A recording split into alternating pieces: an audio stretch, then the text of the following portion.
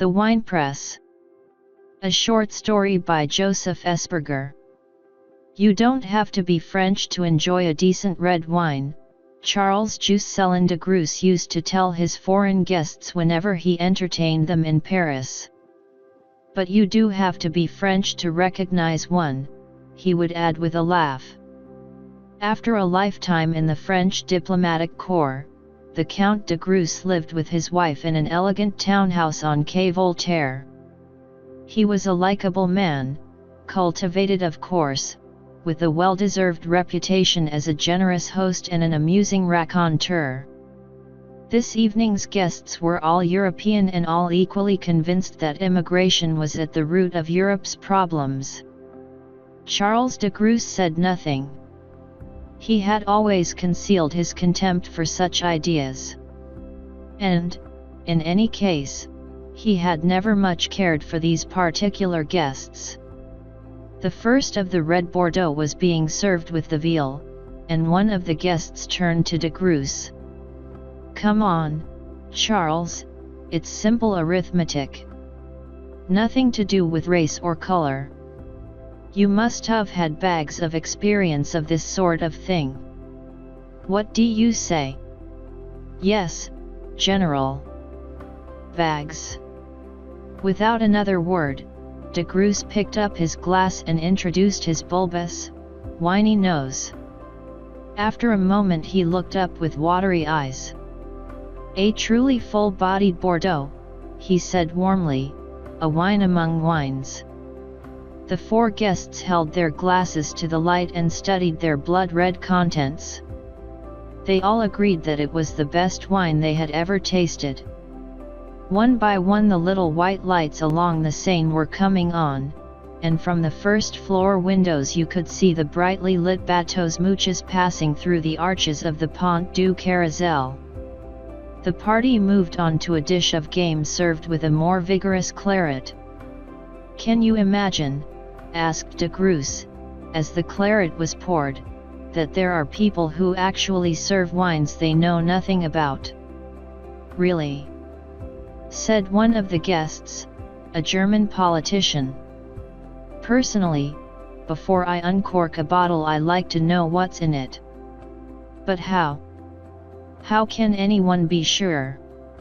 "I like to hunt around the vineyards. Take this place I used to visit in Bordeaux. I got to know the wine grower there personally. That's the way to know what you're drinking." "A matter of pedigree, Charles," said the other politician. "This fellow," continued de Groos as though the Dutchman had not spoken, "always gave you the story behind his wines. One of them was the most extraordinary story I ever heard. We were tasting, in his winery, and we came to a cask that made him frown. He asked if I agreed with him that red Bordeaux was the best wine in the world. Of course, I agreed. Then he made the strangest statement. 'The wine in this cask,' he said, and there were tears in his eyes, 'is the best vintage in the world. But it started its life far from the country where it was grown.'" De Groos paused to check that his guests were being served. "Well," said the Dutchman. De Groos and his wife exchanged glances. "Do tell them, Monday chérie," she said. De Groos leaned forwards, took another sip of wine, and dabbed his lips with the corner of his napkin. This is the story he told them. At the age of 21, Pierre, that was the name he gave the wine grower, had been sent by his father to spend some time with his uncle in Madagascar. Within 2 weeks he had fallen for a local girl called Fannery, or Desire in Malagasy.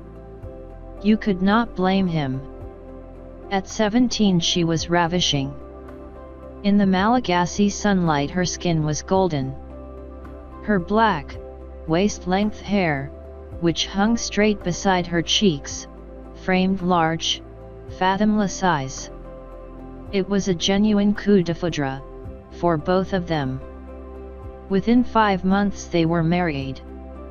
Fannery had no family, but Pierre's parents came out from France for the wedding, even though they did not strictly approve of it, and for 3 years the young couple lived very happily on the island of Madagascar.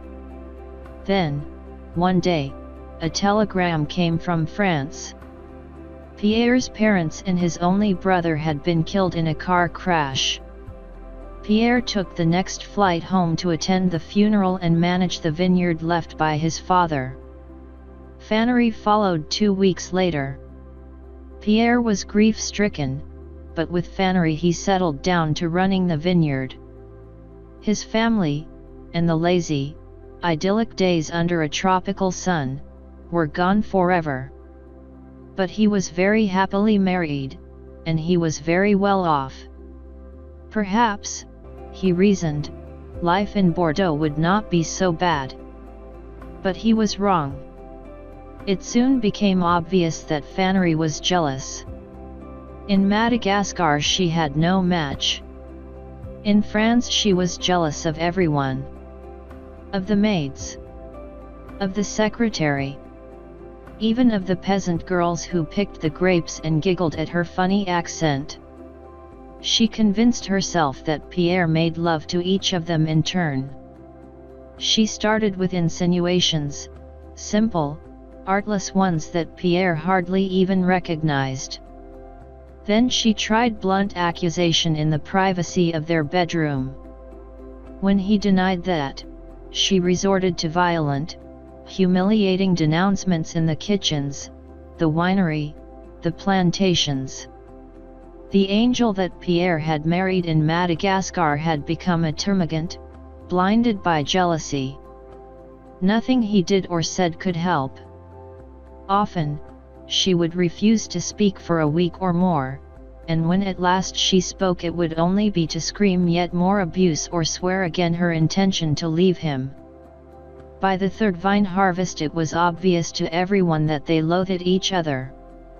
One Friday evening, Pierre was down in the winery, working on a new electric wine press.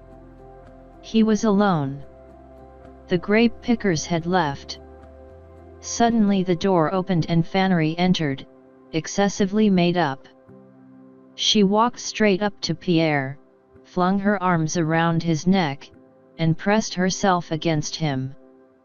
Even above the fumes from the pressed grapes he could smell that she had been drinking.